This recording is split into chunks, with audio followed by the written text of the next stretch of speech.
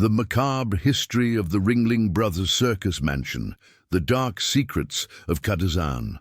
The wind blows from the Gulf of Florida with a deceptive gentleness. The palm trees sway slowly, as if nothing wrong had ever happened here. The sea reflects the late afternoon light, golden, serene, almost complacent.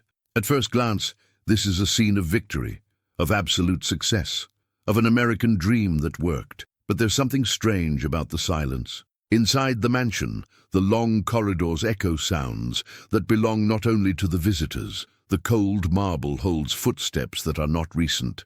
The high ceilings, adorned with symbols of glory and wealth, seem to observe those who enter, not with pride, but with a kind of ancient weariness, as if this house had seen too much.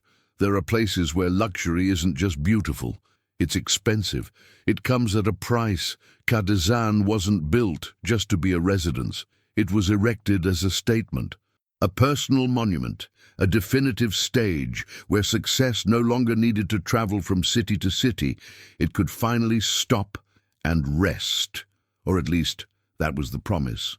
Today, tourists stroll through its halls with their cell phones raised, admiring stained glass windows, balconies, and columns imported from Europe.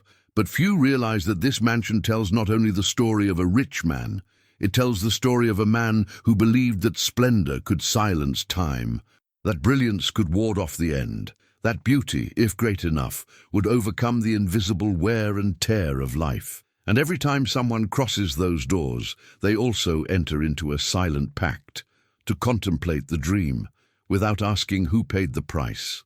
Before we move on to the beginning of this story, before we talk about fortune, shows, and applause, I want to ask you a simple, almost intimate question.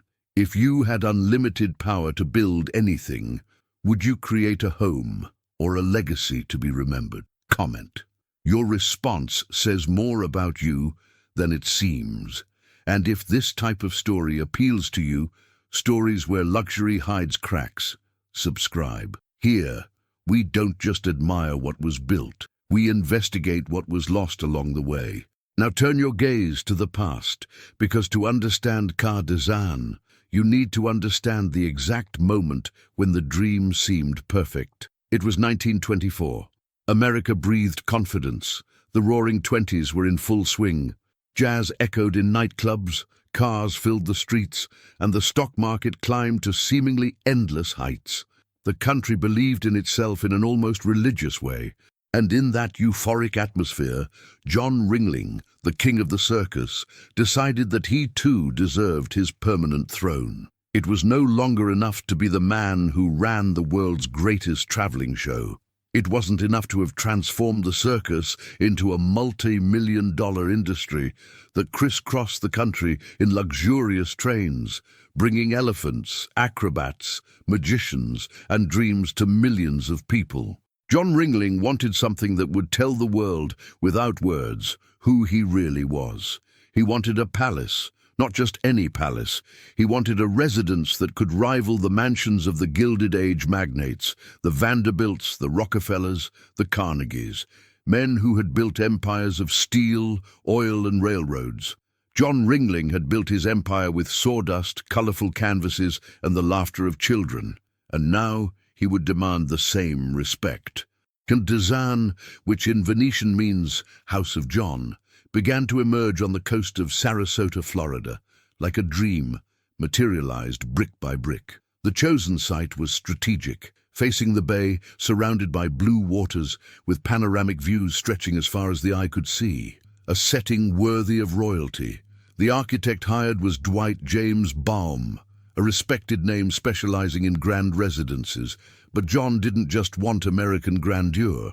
He wanted something European, exotic, steeped in history, something reminiscent of the palaces he had visited on his travels through Italy, especially Venice, where he and his wife Mabel spent long periods enchanted by the canals, the gondolas, the Gothic facades that seemed to float on the water. And so Cadizan was born as a direct homage to the Venetian Palazzo Ducale and the Cadoro. Its pointed arches, its pink marble columns imported from Italy, its sculpted balconies projecting over the bay, Everything was designed to create the illusion that Venice had crossed the Atlantic and settled in Florida. 36 rooms, 15 bathrooms, 8,000 square meters of pure, refined ostentation. Every detail was imported, selected, and personally supervised by Mabel Ringling, a woman of impeccable taste and relentless perfectionism. She chose the baccarat crystal chandeliers that hung like constellations from the ceilings. She approved the stained glass windows that filtered sunlight in shades of amber and ruby. She decided where each statue should be positioned, where each tapestry would be hung, where each Chinese porcelain vase should rest. The cost, $1.5 million. In 1926, when the mansion was finally completed, that amount was equivalent to more than $25 million today. But John Ringling didn't hesitate. He not only had money, he had a vision, and visions demand unquestioning investment. The 30-meter-high tower dominated the landscape. From its top, it was possible to see kilometers of coastline, visually controlling the entire surrounding territory. It wasn't just an aesthetic matter, it was a symbol of surveillance, of dominance, of someone who sees everything before anyone else does. On the ground floor, the grand main hall greeted visitors with the silent weight of supremacy. The vaulted ceiling, hand-painted with mythological scenes, was reminiscent of Renaissance chapels. The marble floor, polished to reflect like a mirror, amplified every sound, every step. Every whispered word echoed as if the space were a centuries-old cathedral. But it wasn't religion that was being celebrated there. It was power. The furniture was imported from Europe. Carved chairs, mahogany tables with ivory inlays, sofas upholstered in crimson velvet. The walls displayed paintings by European masters that John had acquired at exclusive auctions. Rubens, Van Dyck, Velázquez. They weren't just decoration, they were cultural trophies. Proof that John Ringling wasn't just a successful businessman, he was a collector, a patron of the arts, a man of civilization. And then there was the terrace. Ah, the terrace. Perhaps the most emblematic feature of Kardasán, a wide marble balcony that stretched over the bay like the prow of a luxurious ship. There, surrounded by sculpted balustrades, John Ringling could sit at dusk and watch the sun slowly descend on the horizon. Tinging the sky with orange and violet, he could smoke a Cuban cigar, raise a glass of French champagne, and truly feel, that he had won. But what exactly has been overcome? Was it the poverty of his childhood in a small Iowa town where he and his siblings grew up in a family of German immigrants without any privilege? The years when the circus nearly went bankrupt, when trains derailed, when acrobats died in accidents, when entire towns rejected their performances? Or perhaps he had overcome something more abstract, insignificance, anonymity, the terrible feeling that life could end without leaving any mark. Kardasán was not just a house. It was an architectural statement. I was here, and no one will forget. Newspapers of the time celebrated the inauguration as a historic event. Photographs of the mansion circulated in magazines across the country. New York socialites, Chicago tycoons, Washington politicians all wanted to be invited to see the palace of the king of the circus. And John Ringling, always the showman, received his guests with lavish parties that lasted for days. Orchestras played in the main hall. Tables were set on the terrace laden with French food, Italian wines, and Russian caviar. Lanterns were lit at night, creating a spectacle of lights that could be seen for miles. It was, in every sense, a spectacle. And John Ringling knew better than anyone how to put on a show. But while the guests danced, laughed, and toasted to success, something remained invisible. Something no one asked about, because social etiquette didn't allow it. Something that remained discreetly hidden behind the silk curtains, in the backstage of the grandeur. Who actually built this? How many hands were needed to erect each column? How many men climbed dangerous scaffolding under the scorching Florida sun to install each roof tile? How many carpenters, bricklayers, painters, plumbers, and electricians worked grueling shifts to ensure every detail was perfect before the deadline? And more importantly, how much were they paid? This question didn't appear in magazines. It wasn't mentioned at dinner parties. It wasn't part of the official narrative of the American dream, because the American dream, like any grand illusion, works best when we look only at the illuminated stage and completely ignore the machinery that operates in the shadows. But the machinery was there, and it never stopped. While John Ringling toasted on the terrace, hundreds of anonymous workers returned to their modest homes, exhausted, covered in cement and paint. While Mabel chose which crystal would shine brightest in the ballroom, women in distant factories blew molten glass until their lungs burned. While guests praised the sophistication of European furniture, artisans in small Italian villages carved wood for wages that barely covered their daily bread. Kardashian was beautiful, but beauty, when observed closely, almost always reveals an invisible network of human effort, and that effort is not always justly rewarded. Still, for John Ringling, it didn't matter, or perhaps he simply wouldn't allow it to matter. He had achieved everything on his own, after all. He and his brothers had started from nothing, setting up a traveling circus with patched-up tents and borrowed animals. They had risked everything, countless times, betting on small towns where no one believed a show could be profitable. They had faced bankruptcies, competition, natural disasters, epidemics, and yet they had won. So why should he worry about who built the walls of his victory? He paid, he hired, he fulfilled contracts. The rest was just the natural workings of the system. And the system, at that moment, seemed perfect. Kardashian shone under the Florida sun like a beacon of triumph. And for a few years, brief but intense, she truly seemed indestructible. But nothing that shines so brightly remains untouched forever. And the first sign that something was wrong wouldn't come from outside. It would come from within. To keep a palace running, it's not enough to just build it. You need to feed it constantly.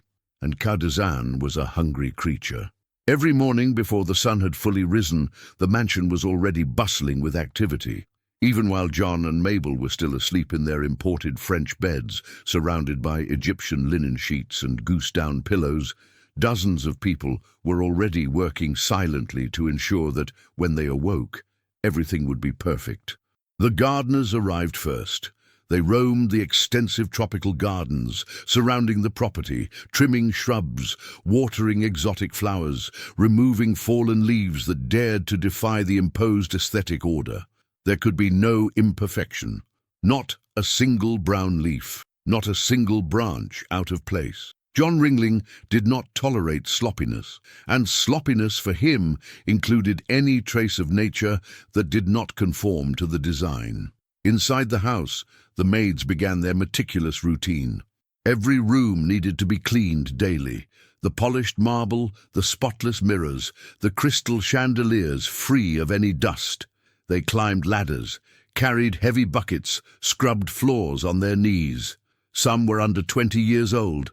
Others were older women whose hands already showed the marks of repetitive work, calluses, cracks, scars from minor accidents never reported. They weren't seen, or rather, they were only seen when something was wrong.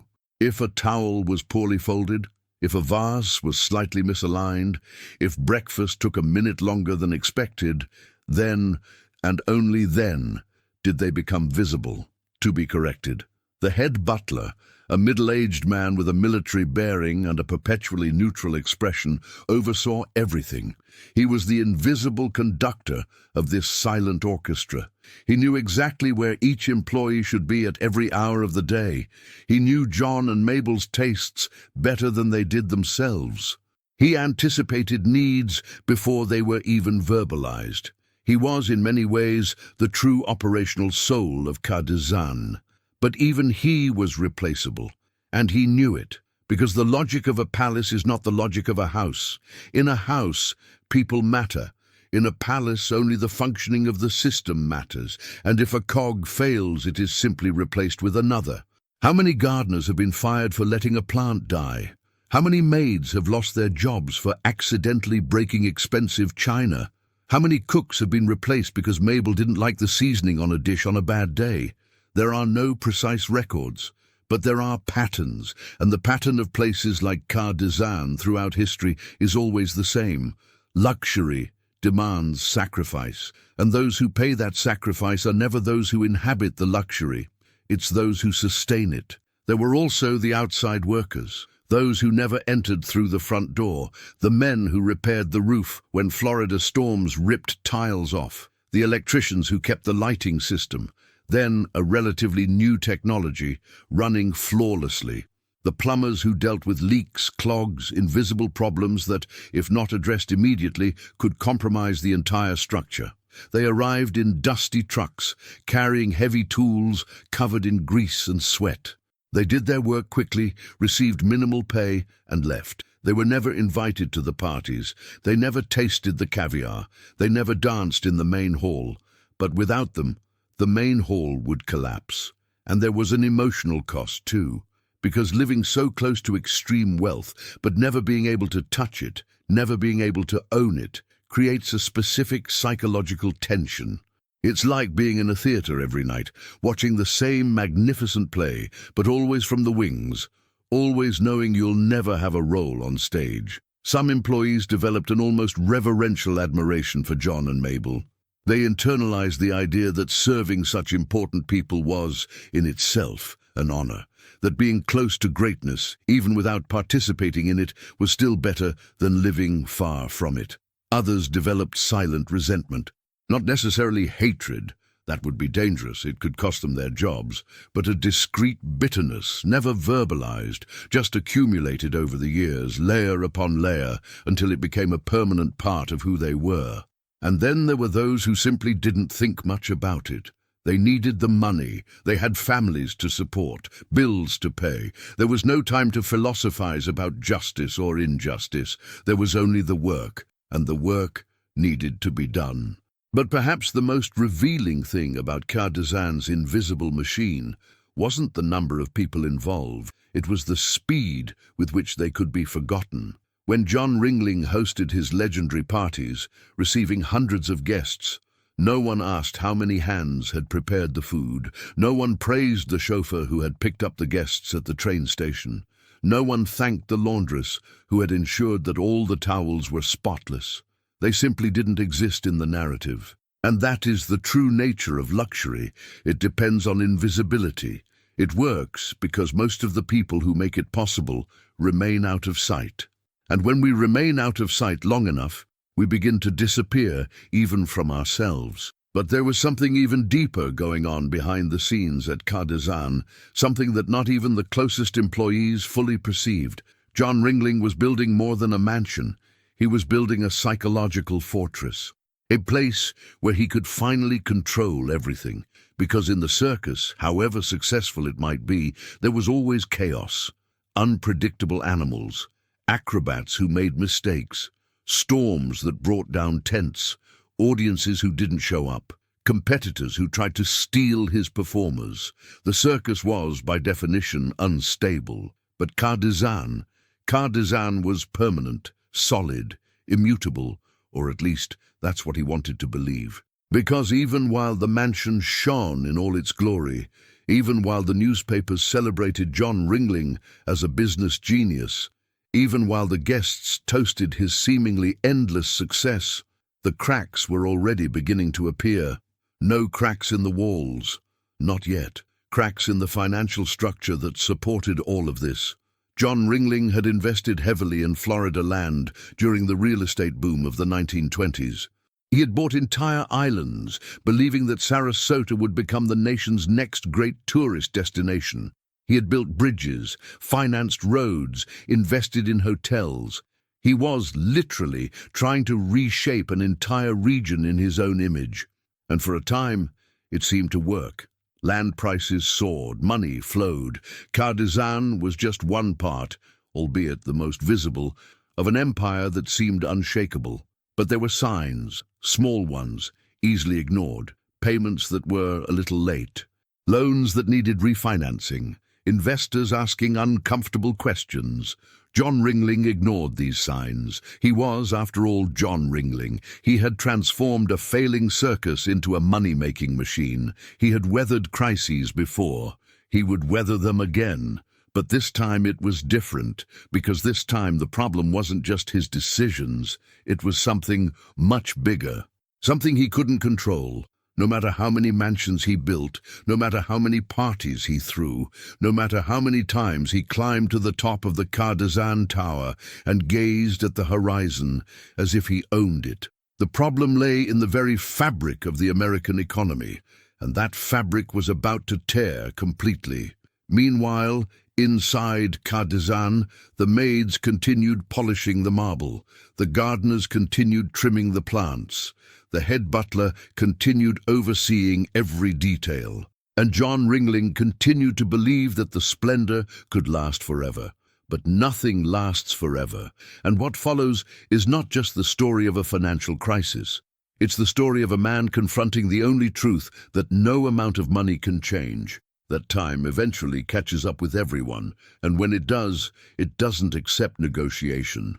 To understand Cardizan, one must understand John Ringling, not just as a businessman, not just as a tycoon, but as a man driven by something more complex than simple ambition. He was born in 1866 in McGregor, Iowa, the fifth of 7 children in a family of German immigrants. His father was a merchant, but not a prosperous one. John's childhood was marked by scarcity, not absolute misery, but that discreet poverty of the working class, where there is food on the table, but never enough, where there are clothes, but always patched, where there are dreams, but no clear path to achieving them. And perhaps that's exactly what shaped John Ringling.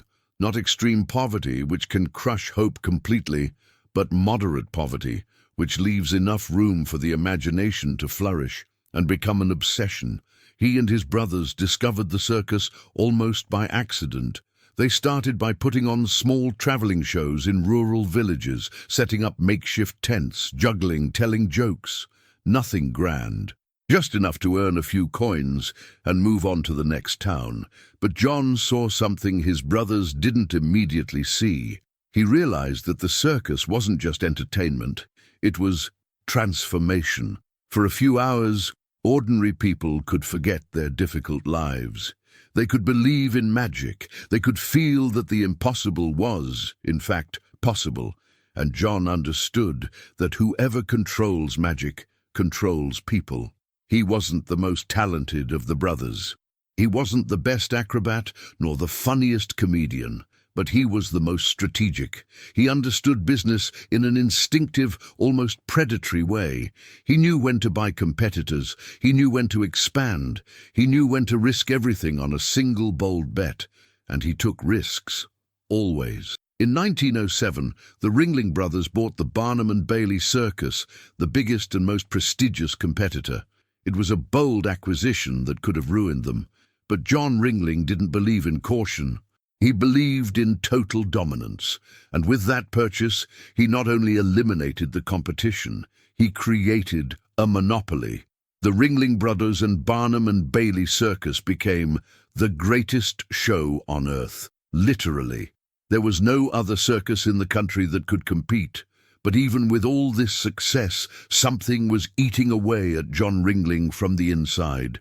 Something he rarely verbalized, but which shone through in every architectural decision of Cardizan. He wanted respect. Not just success, not just money. He wanted the American elite to see him as an equal. He wanted to be invited to the same clubs the Rockefellers frequented.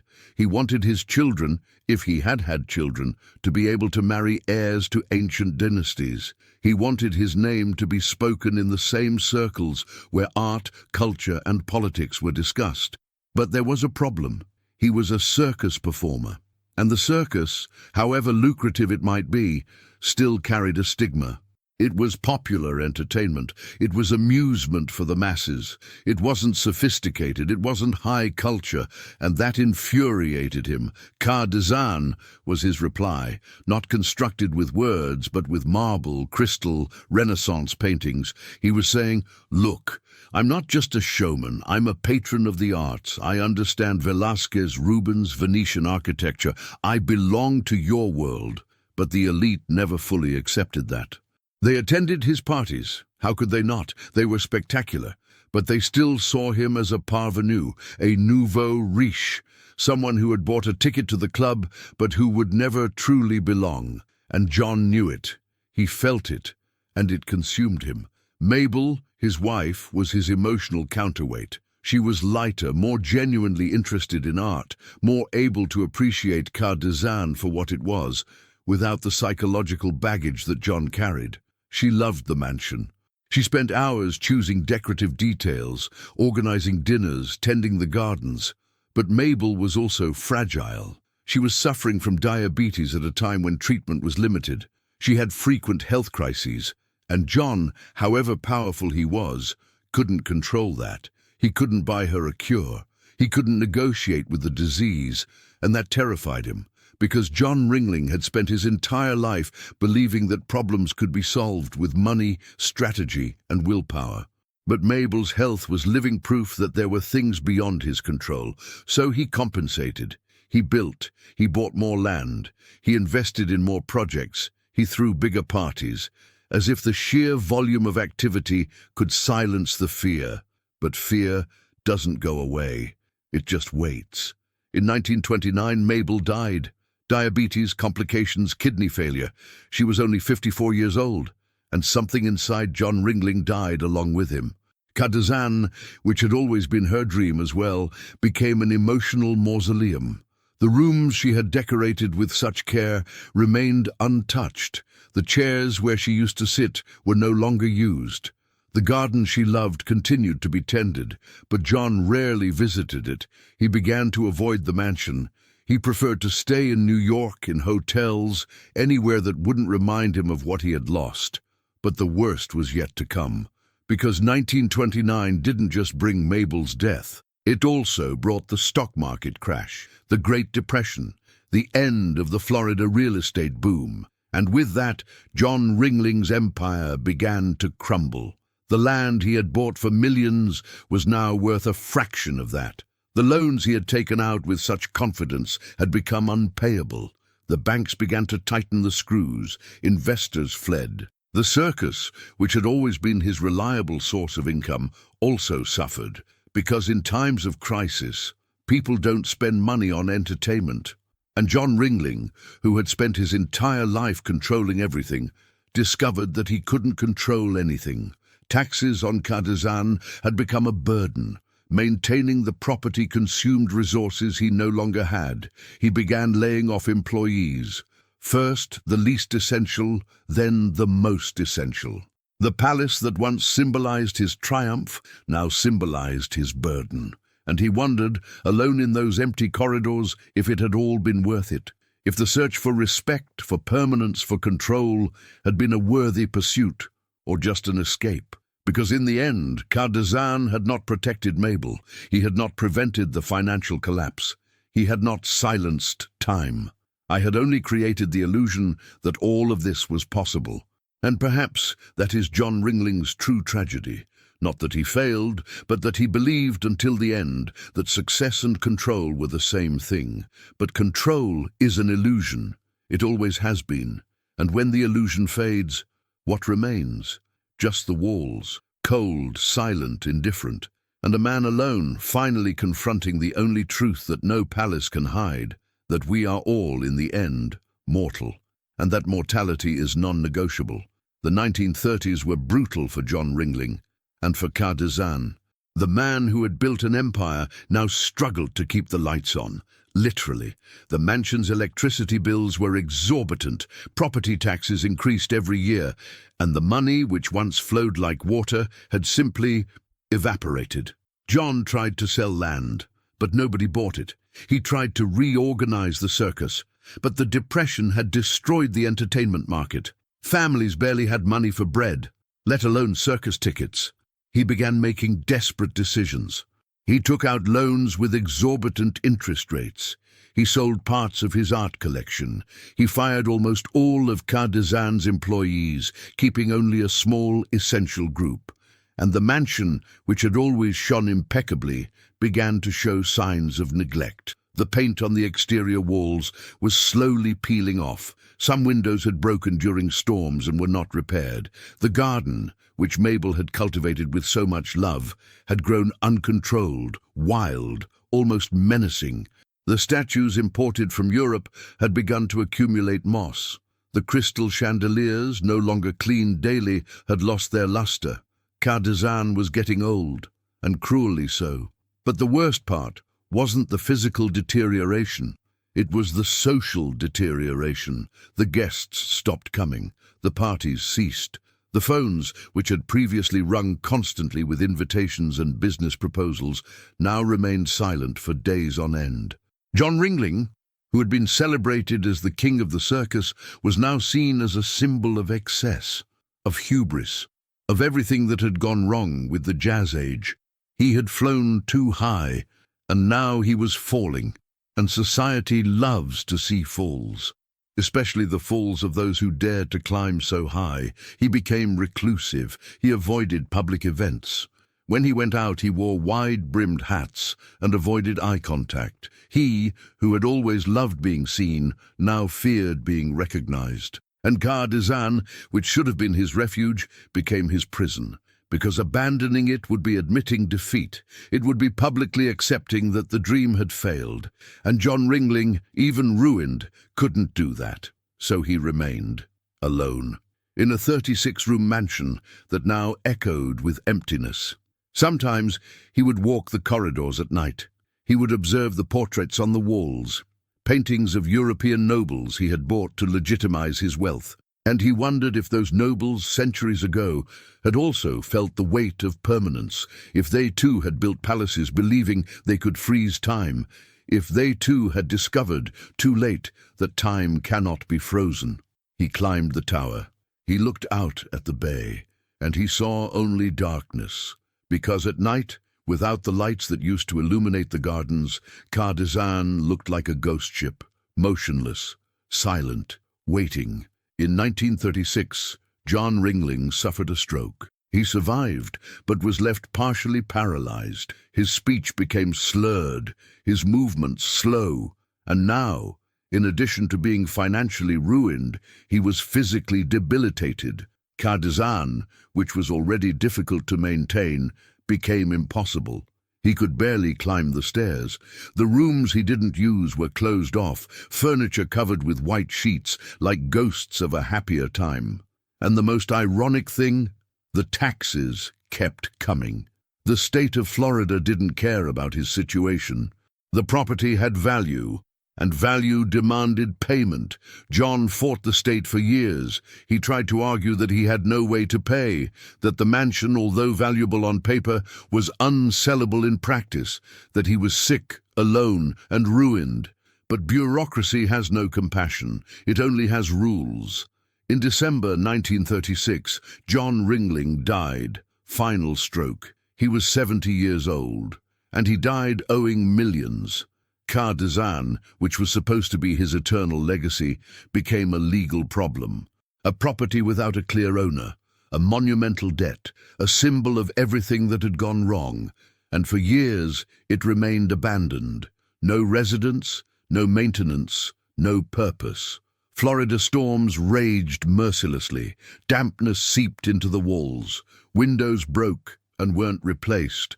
Wild animals entered through holes in the screens. Birds built nests in the crystal chandeliers. And slowly, very slowly, Cardizan began to die. But there was something unsettling about it. Because even in ruins, even neglected, the mansion still retained its grandeur. The arches were still majestic. The columns were still imposing. The stained glass windows, though covered in dust, still filtered the sunlight in vibrant colors. It was as if Cardizan refused to die completely, as if he were waiting. But what are we waiting for? redemption, or just someone who understood that their story shouldn't end like this. During World War II, there were proposals to transform it into a military hospital, later into a hotel, then into a private club. None of them came to fruition. Kardashian remained empty, silent, haunted not by ghosts but by memories of a glory that seemed ever more distant. And then, in 1946, something changed. The state of Florida, after years of legal disputes, finally took possession of the property, and it faced a difficult decision: demolish or preserve. Because demolition would be cheaper, more practical, more logical. But preserving would be an act of faith. Faith that stories matter, even stories of failure, especially stories of failure. Because success doesn't teach much, it only reinforces what we already know. But what about failure? Failure reveals everything. And Kardashian was about to become something John Ringling never imagined. Something that perhaps was more important than any lavish party, any dinner with the elite, any attempt to control time. She was about to become a lesson about ambition, about dreams, about the invisible price of greatness. And it's about the fact that sometimes the greatest victory isn't building something eternal, but letting it transform. Because transformation is the only thing that truly lasts. In 1946, the state of Florida decided not to demolish Kardashian, but it also wasn't sure what to do with it. The mansion was in ruins. Decades of neglect had taken their toll. The estimated cost of restoration was astronomical. And for what? To turn it into a museum for a man who had died in debt? Who would care? But there was something about the place that defied cold logic. Something that made people hesitate before ordering the demolition. Perhaps it was the architecture. Perhaps it was the history. Or perhaps it was something deeper, the feeling that destroying Kardashian would be like erasing an uncomfortable truth that society wasn't yet ready to face. So instead of destroying it, the state decided to preserve it. Minimally at first, just enough to prevent the building from collapsing completely. Roofs were repaired, broken windows were covered, but nothing more than that. Kardashian became an official ghost, recognized but not alive, protected but not loved. And so it remained for decades, until, gradually, something began to shift in American cultural consciousness. People started to become interested not just in success stories, but in complete stories, in the rises and falls, in the dreams realized and the dreams shattered. And Kardashian began to attract visitors. At first, there were few: local historians, curious architects, people who had heard of the Circus King's mansion and wanted to see what remained.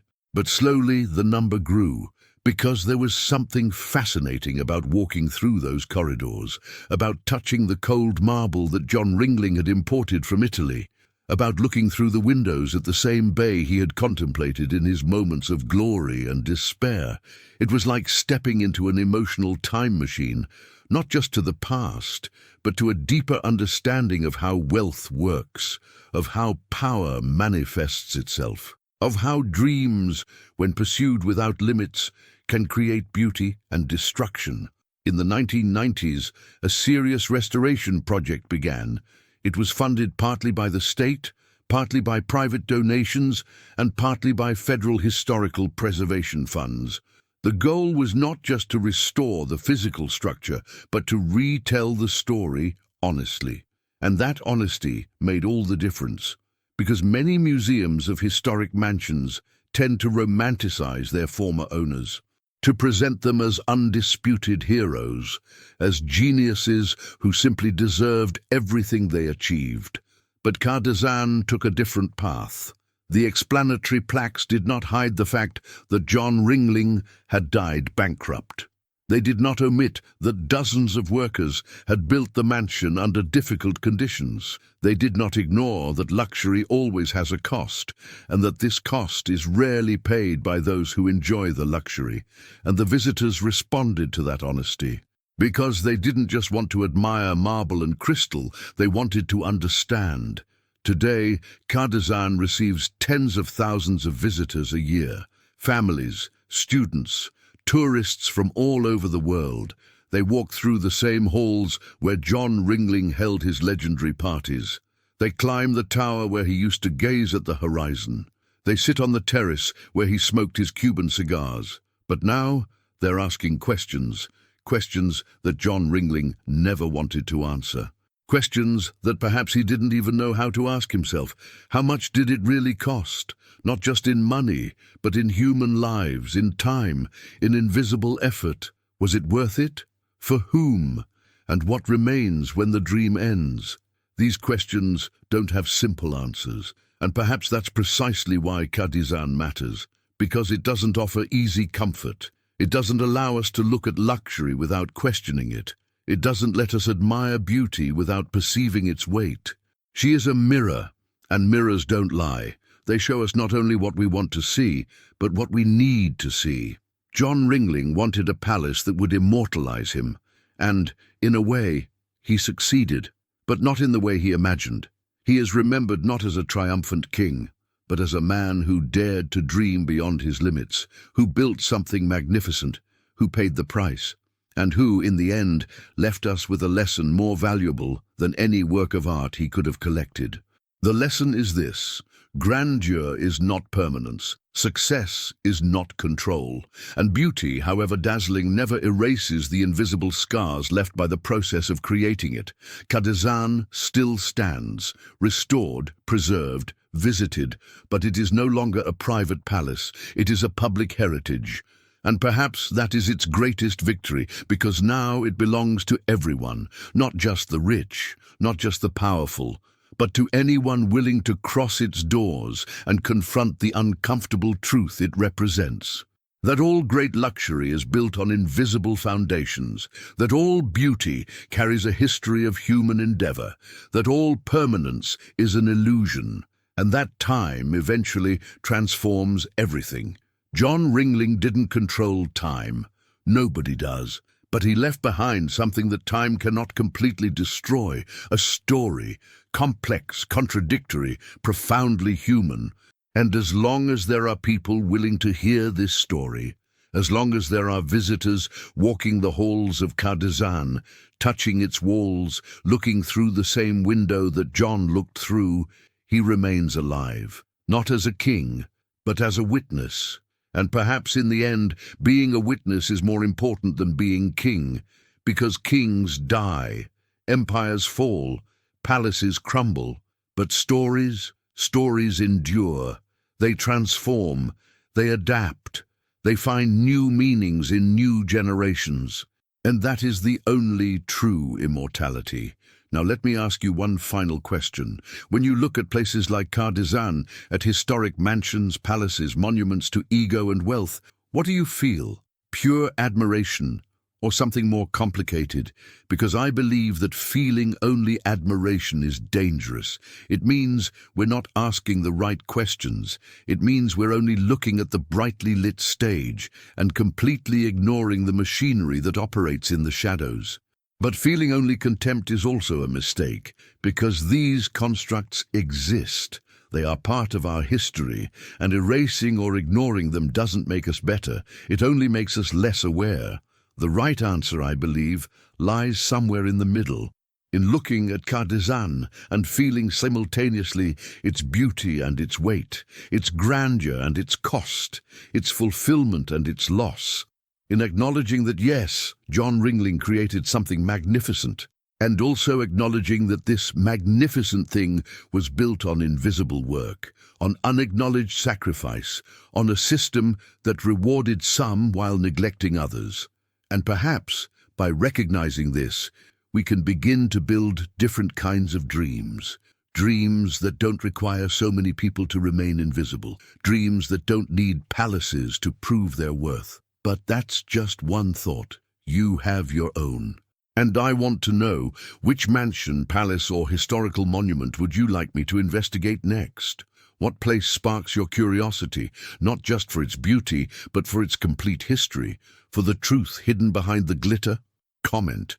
because that's what this channel is for, to look beyond the surface, to ask the uncomfortable questions, to remember that all great beauty requires sacrifice, not always from those who admire her, but always from someone.